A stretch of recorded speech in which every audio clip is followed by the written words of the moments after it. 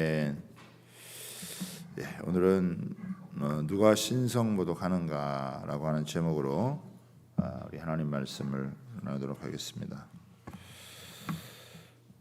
드디어 예수님께서 가룟 유대인에서 종교인들에게 팔리셔가지고 대제사장 가야바에게 신문을 당하시는 내용이 오늘 이제 본문의 내용입니다.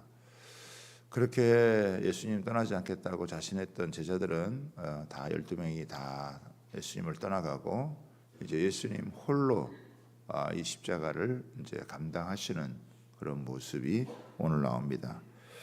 먼저 여기 보면은 59절에 보면은 대제사장들과 온 공회가, 이 공회라고 하는 것은 사내들인 공회고 여기는 70명으로 이루어진 최고 의결 여러분 기관입니다.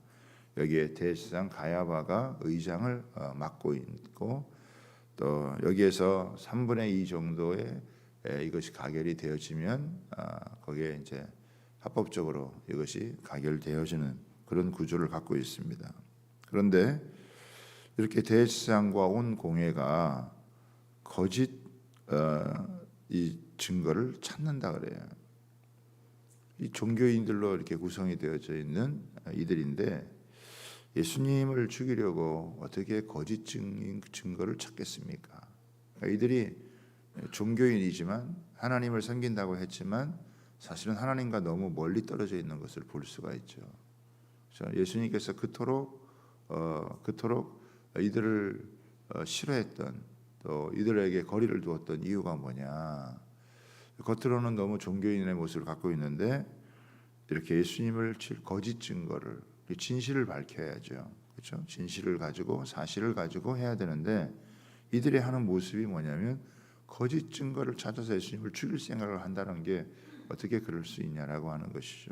적어도 하나님을 믿는다고 하면 공의롭고 공정하게 해야 되는데 그런 거하고 상관없이 이렇게 거짓 증거를 찾아서 예수님을 이제 죽이려고 하는 거예요. 그래서 더 거짓 증인들이 많이 나왔는데 아주 결정적인 그런 증거를 찾을 수가 없는 거예요.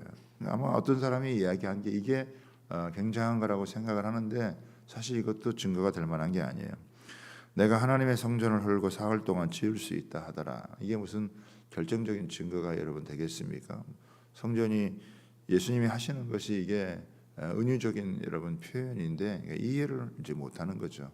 예수님 자신이 죽고 다시 살아나셔서 진정한 성전, 이거를 의미하는 건데 이제 사람이 지은 성전 이거를 이제 무너뜨리고 사흘 만에 다시 지을 수 있다라고 하는. 근데 예수님이 뭐 성전 하나를 무너뜨린 게 아니잖아요. 그런데도 이제 이런 걸 가지고 증거가 될 수 없는 걸 가지고 이제 증거를 삼으려고 하는 이런 일들, 그러니까 이런 게 합당하지가 않은 거죠.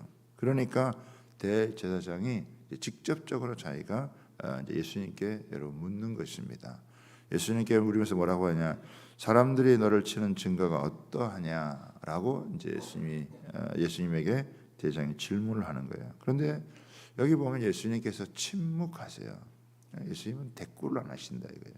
아무 대꾸를 안 하세요. 침묵으로 여러분 일관하시고 아주 중요하고 결정적일 때만 이렇게 딱 예수님 말씀을 하시는데, 여기 보면은 이제 침묵하시는데 이 침묵하시는 이유가 크게 두 가지입니다. 첫 번째는 뭐냐면 성경의 말씀을 성취하기 위한 것이에요. 이게 제물은 여러분 소리를 내지 않습니다. 그러니까 하나님께 드리는 이 제물, 특히 양들은 소리를 내지 않거든요. 그러니까 예수님은 이 겟세마네 동산에서 이 기도로 승리를 하셨잖아요. 이 고난의 쓴 잔을 마시겠다고 주님 하나님 앞에서 기도로 승리하셨단 말이에요. 그러면 이 승리는 뭐냐면 앞으로 다가올 수많은 억울한 일, 앞으로 내가 겪게 되어질 수많은 모욕과 조롱과 멸시와 여기에 대해서 이렇게 반응하지 않는 거예요. 그러니까 조용히 이것을 감당을 하는 거죠. 침묵하는 거죠. 재물은 소리를 내면 안 되거든요. 개나 돼지는 죽을 때 소리를 많이 내요. 양은 소리를 내지 않아요. 그러니까 고난을 받을 때 소리를 내지 않는 거거든요. 이사야서를 여러분 한번 보시면 이사야 42장을 보면 이렇게 이야기합니다. 이사야 42장 1절서부터 4절에 보면은 내가 붙드는 나의 종 내 마음에 기뻐하는 자 곧 내가 택한 사람을 보라. 내가 나의 영을 그에게 주었은즉 그가 이방에 정의를 베풀리라. 그는 외치지 아니하며 목소리를 높이지 아니하며 그 소리를 거리에 들리게 하지 아니하며 상한 갈대를 꺾지 아니하며 꺼져가는 등불을 끄지 아니하고 진실로 정의를 시행할 것이며 그는 쇠하지 아니하며 낙담하지 아니하고 세상에 정의를 세우기에 이르니 섬들이 그 교훈을 앙망하리라. 여기 보면 소리를 내지 않는 거예요. 모든 고난을 끌어안고 전진하는 것입니다. 보통 사람에게 배신을 당하면 낙담을 하게 되죠. 좌절하게 되죠. 심한 이런 어떤 모욕이나 또 이런 음모를 우리가 겪게 되어지면 거기에 부정적인 여러분 반응을 하는 거예요.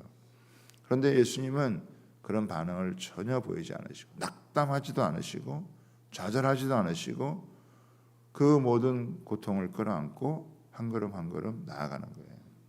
하나님의 사랑이 뭐냐? 사랑을 우리가 어떻게 정의할 수 있냐? 여러 가지로 정의할 수 있지만 자신에게 다가오는 모든 고통을 끌어안고 전진해 나가는 힘, 그게 바로 사랑의 힘이에요. 우리를 향한 하나님의 사랑의 힘은 이렇게 엄청난 대가를 지불하고 가고 있다라고 하는 거예요. 말도 안 되는 그런 음모를 꾸며가지고 거짓 증거를 찾아가지고 예수님을 죽이려고 하는 이런 그 자들을 향하여서 주님께서 침묵을 하시는 거죠. 그러면서 이렇게 얘기합니다. 이 대제사장이 내가 하나님의 아들 그리스도인지 우리에게 말하라. 예수님께서는 자기 정체성에 대해서 얘기하게 되실 때는 분명하게 얘기를 하시는 것입니다. 64절에 보면 굉장히 중요한 말씀인데요. 이 대제사장 가야바의 질문 앞에 예수님이 어떤 분이신지 이것이 더 선명하게 드러나게 되어지는 건데 우리 64절에 보면 이렇게 나옵니다. 이후에 인자가 권능의 우편에 앉아 있는 것과 하늘 구름을 타고 오는 것을 너희가 보리라. 이 두 가지인데요. 예수님께서 십자가를 지시고 이제 비참하고 비극적으로 죽으실 것이지만 다시 살아나셔서 하나님 인자가 권능의 우편, 다시 말하면 하나님 보좌 우편에 앉는다는 거죠. 그러니까 이 하나님이 어떤 분이냐? 이 권능의 우편이라는 거예요. 이 가장 어떻게 보면은 모욕적이고 무기력하게 죽어가는 이것이지만 그러나 여기에는 하나님의 엄청난 능력이 담겨 있는 거예요. 그 하나님의 놀라운 계획 가운데 이것이 이루어지게 되어지고 그래서 죽음을 이기고 이 사망의 권세를 깨뜨리고 이기고 승리하셔서 이 하나님 보좌 우편에 이 권능의 우편에 앉게 돼요. 이거는 뭐냐면 예수님께서 영광을 얻으시는 거예요. 여러분 이 고난을 통해서 영광을 얻는 거예요. 그런 얘기 많이 하잖아요. No cross, no crown. 여러분 고난이 없으면 영광이 없는 거예요. 십자가를 지는 대가가 없으면 이런 영광을 얻을 수가 여러분 없는 거 아니겠어요? 우리가 왜 예수님을 섬기겠어요? 우리가 왜 예수님을 여러분 우리가 주로 모시겠어요? 그분이 겪은 이 고난 때문에 우리가 나를 향한 그분의 고난 때문에 우리가 그분을 우리의 주님으로 모시고 사는 거 아니겠어요?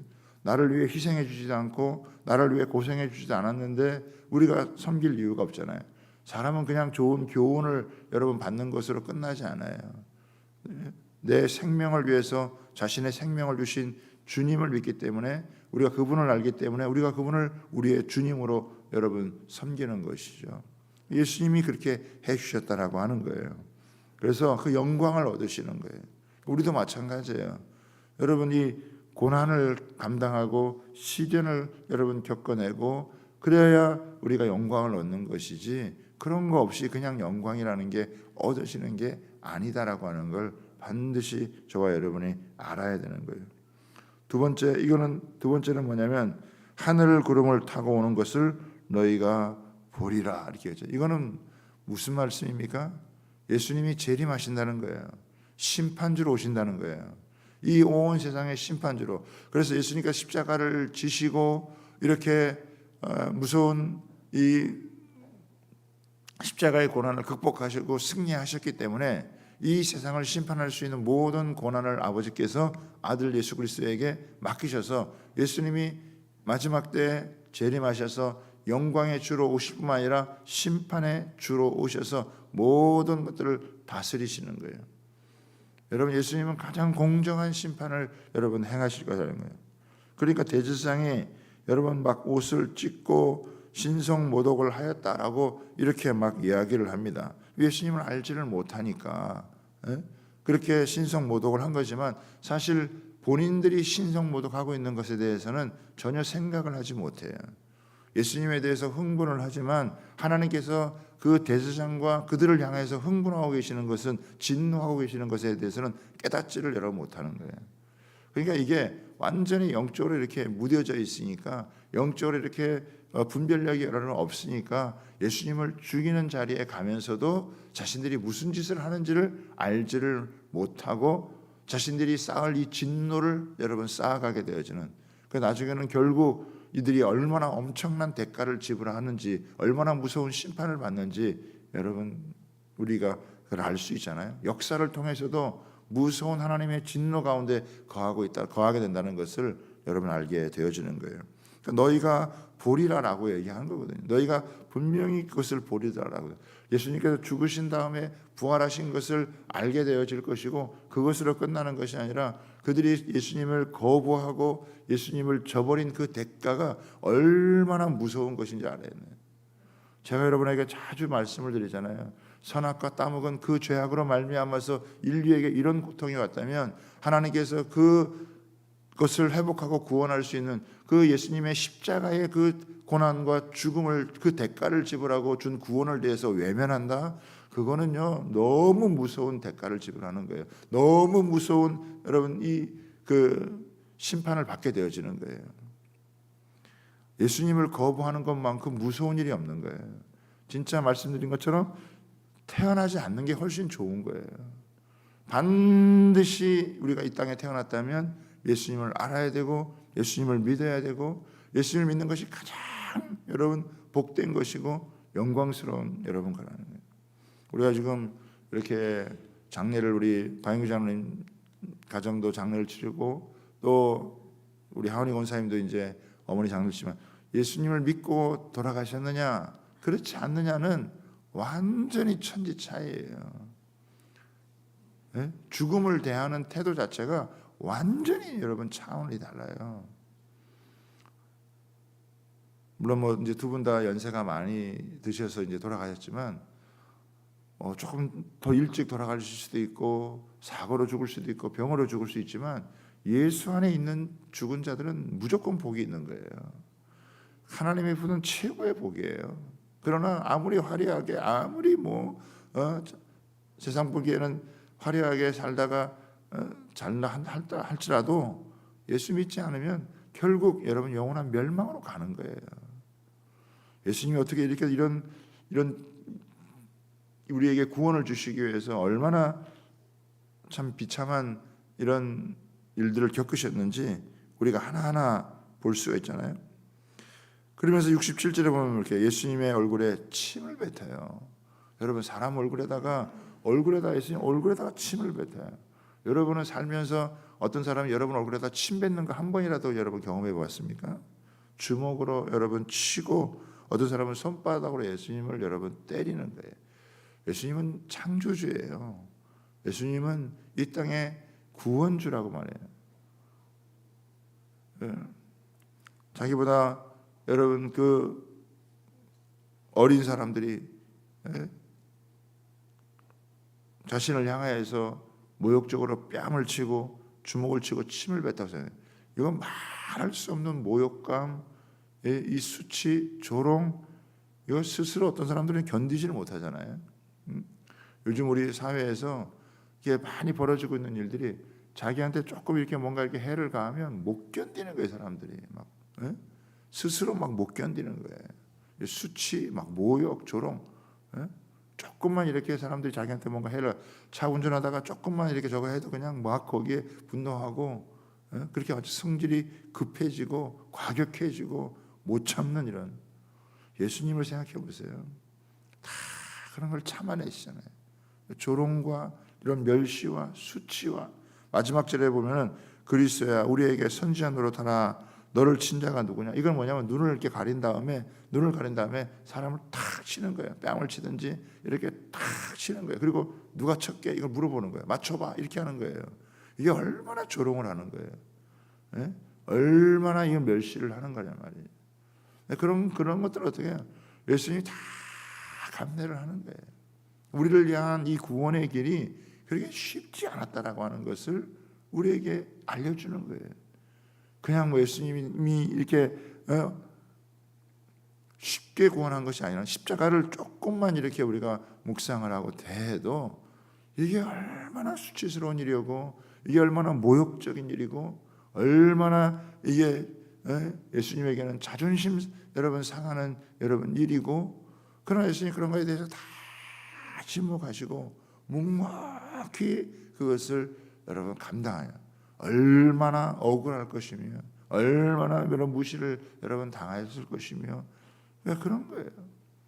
그런데 예수님 그걸 다 참으시고 한 걸음 한 걸음 십자가를 향해서 여러분 나아가게 되어지는, 사람들이 왜 이런 예수님에 대해서 알지를 못했느냐? 이들이 생각한 메시아는 정치적인 지도자를 생각을 한 거예요.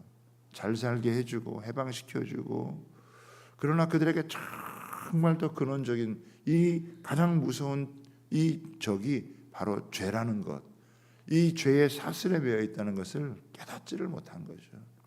그렇기 때문에 이들이 이렇게 예수님 십자가의 길을 가도 그게 뭔지를 여러분 모르니까 예수님을 저버리고 이렇게 모욕하고, 오히려 자신들에게 희망 고문했다고 이렇게 생각을 하고 그렇게 예수님을 저버리게 되어지는 그런 모습을 보죠. 그럼에도 불구하고 예수님은 홀홀단신으로, 어느 누구 하나도 없잖아요. 어느 누구 하나도 예수님을 그 당시 이해하는 사람이 어디 있습니까?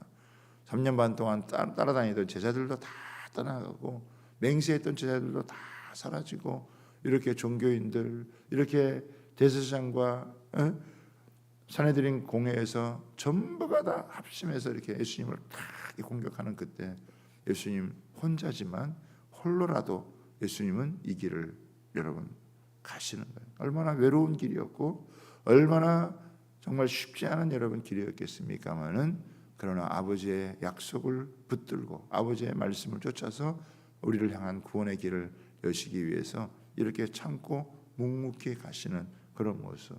예수님을 우리가 이렇게 가슴 깊이 여러분 이렇게 생각하고 묵상을 하면, 내가 좀 살면서 수치도 겪고 모욕도 당하고 무시도 당하고 그런 거에 이렇게 너무 흥분하지 않게 된다 이게. 그죠? 이게 막 어떤 사람들이 살면서 세상에 맞게 흥분을 하는 이유가 뭐냐면, 예수님이 그 마음에 없으면 흥분을 하게 되어져요. 그런데 갈라디아서 2장 20절에 보면 내가 그리스도와 함께 십자가에 못 박혔나니 그런즉 이제는 내가 죽었다는 거예요. 내가 죽은 사람이다. 나는 죽고 내 안에 예수가 사. 그러면 우리가 예수님을 믿으면서 욕도 먹고 수치도 당하고 고난도 겪고 어려움도 겪을 수 있지만 참아낼 수 있는 힘이 생긴다는 거예요. 예수님이 내 안에 계심으로 모든 이런 거짓된 것, 비방, 또 원망 이런 것들을 다 이렇게 참아내고 여러분 갈 수 있는 거. 예. 저도 조금이라도 그런 걸 겪어봤어요. 교회를 지으면서 수없이 공격하는 그런 공격들, 수없는 욕들. 그런데 제 마음에 예수님이 계시지 않았더라면 뭐 다 내팽개치고 떠났을 거예요. 도망갔을 거란 말이죠. 그런데 예수님 내 안에 계시면, 예수님도 이런 모욕과 수치와 이런 무시를 당하면서 감당하신 그 예수님이 내 안에 계시니까 그 예수님 만나는 걸 통해서 참고 견디고 침묵을 하고 그리고 이겨나가는 거예요. 여러분, 예수님이 우리 마음 가운데 이런 고난의 주님이 내 안에 계시느냐 안 계시냐는요, 우리 신앙생활에 아주 여러분 실제적인 거예요. 신앙생활 하다가 우리 성도들 가운데도 뭐 이렇게 오해의 이야기도 듣고 누가 나를 무시하는 것 같은 느낌도, 조금만 그런 얘기 들으면 사람들이 얼마나 발끈하는지 몰라요. 그럴 때일수록 예수님을 생각해 보라 이거죠. 완전 의로우신 예수님이 나를 구원하시기 위해서 이런 길을 가셨는데 내가 무슨 의로운 자라고, 나는 뭐 별 아무 얘기도 안 듣고 좋은 소리만 듣고 내가 살 거라고, 신앙생활 할 거라고, 여러분 그렇게 나이브하게 착각해서는 안 된다는 거예요.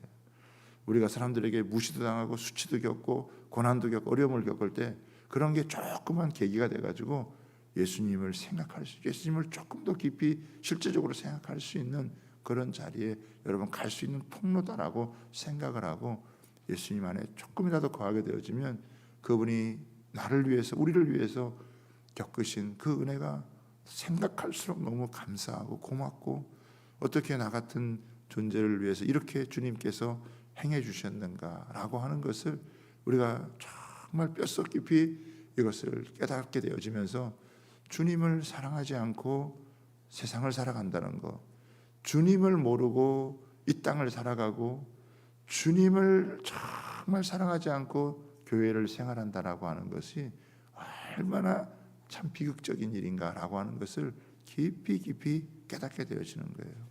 이런 고난 주간을 여러분 겪으면서 하나하나 누구한테 뺨 한 대 맞고 침 한 번 뱉는 것도 너무 수치스럽고 모욕스럽고 견디지 못한 그런 마음을 갖기가 쉬운데, 어떻게 왕이신 주님께서, 창조주신 주님께서 이런 인간들에게 이런 모욕과 수치를, 조롱과 멸시를 당하시면서도 다 참아내시고 침묵하시면서, 그러면서 여러분 한 걸음 한 걸음 이 우리를 향한 구원의 길을 이루셔서 우리에게 참된 구원을 주신 것을 생각하면 우리가 이 땅을 살아가는 동안 주님을 더 알기를 소원하고 주님을 더 사랑하고 여러분 살아갈 수 있는 은혜가 있게 되기를 주님의 이름으로 부탁하고 축복을 합니다.